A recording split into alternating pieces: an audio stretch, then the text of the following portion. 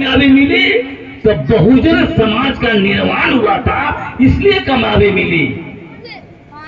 और दुश्मनों को पता चल गया, उसके बाद इसी बहुजन समाज को तोड़ फोड़ करके जो दशा कर दिया, आज आपका परिणाम आपका सामने है, नजर से दिख रहा है। कहने के लिए 85 है, जय भीम करने के लिए 85 है, जय रविदास करने के लिए 85 है, लेकिन जो इतना बड़ा काफिला निकलता है वो वोटवा में तब्दील क्यों नहीं होता? वोट में तब्दील नहीं होता है। जब वोट का समय आता है उस समय बाइक फरकत करने वाला ये दुश्मन हमको अलग अलग कर ही देता है। साथियों, आपको धर्म का पाठ पढ़ाता है,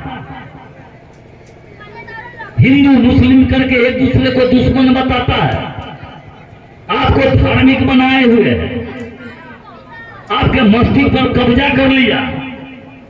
हमारे समाज के लोगों को जिनका शरीर से छुआछूत था, मंदिर में आना जाना बंद था, हमारे समाज के लोग बाबा साहब के संविधान के बदौलत ए पर से पर कपार रंग लेता है। यहाँ से देखिए ना, नया निकला है, यहाँ से यहाँ पे कपार रंग लेता है। अरे तुमको बाबा साहब को पढ़ोगे, बाबा साहब ने कहा था,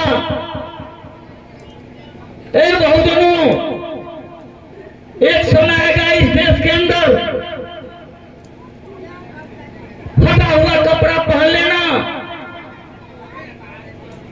आधी पेट खा लेना,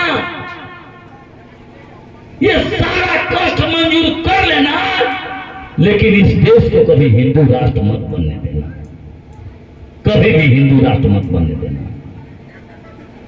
हमारे बाबा साहब बोले, दुश्मन ठीक उसी के दिशा में लग गया, हिंदू राष्ट्र बनाओ, हिंदू राष्ट्र बनाओ।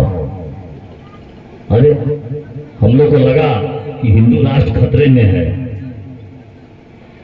आया बीच में हिंदू राष्ट्र खतरे में है, हिंदू राष्ट्र खतरे में है, तो हमको भी लगा कि हिंदू में है, आई हिंदू राष्ट्र हिंदू धर्म ही खतरा में पड़ने वाला है, तो पहले ही हम लोग बौद्ध धर्म की चले आए कि कहला खतरा में पड़ने जाएंगे, पहले ही हम लोग चले आए।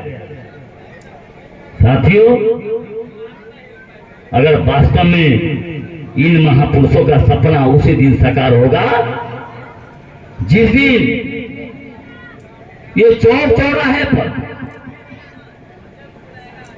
जो सीता राम और हनुमान की कहानी होती है चाय की दुकान पर,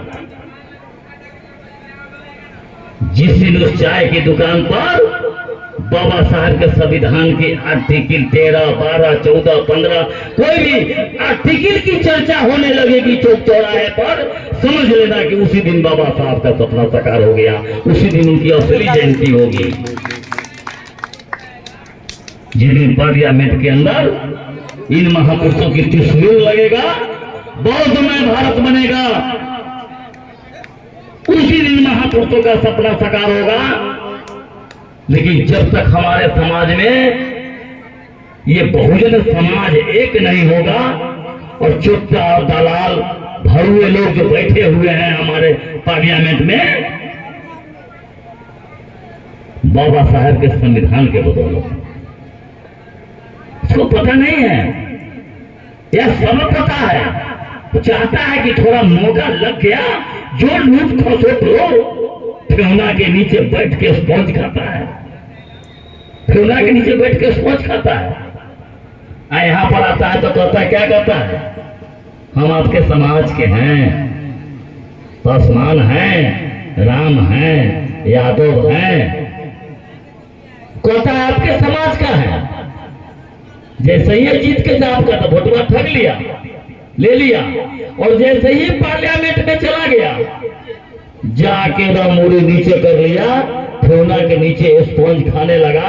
जब वो लौट के आया पूछे तो कहेगा कि हम तो भाजपा के जो सर्कुलर है, नियम कानून है, उसी के तहत न रहेंगे। मौका निकालते रहेगा कि किन्ने से 2-4 करोड़ दे रहा है कि किन्ने से किन्ने घसक जाए, किन्ने से किन्ने घुस जाए, इस टाक में रहेगा। इसकी भी पहचान करना हमारा समाज पहचान करने में अब तक विफल रहा है। बाबा साहब ने क्या दिया? बाबा साहब ने सबसे बड़ा चीज दिया। 2500 3000 वर्ष पहले से इन महापुरुषों ने जो त्याग और परिश्रम किया, गौतम